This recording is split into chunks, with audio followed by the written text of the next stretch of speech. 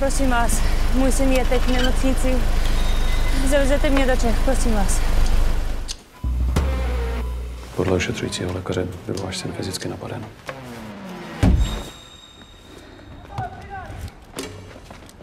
Kolik jich bylo? 3. Co policajti? Už někoho mají? Neměl Igor v poslední době s někým nějaké problémy?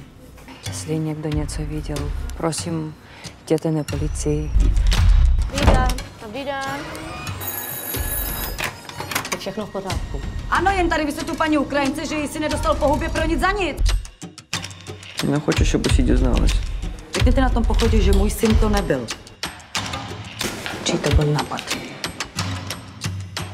Paní Zivčenková, jestli je něco, co byste mi chtěla říct, tak mi to řekněte teď.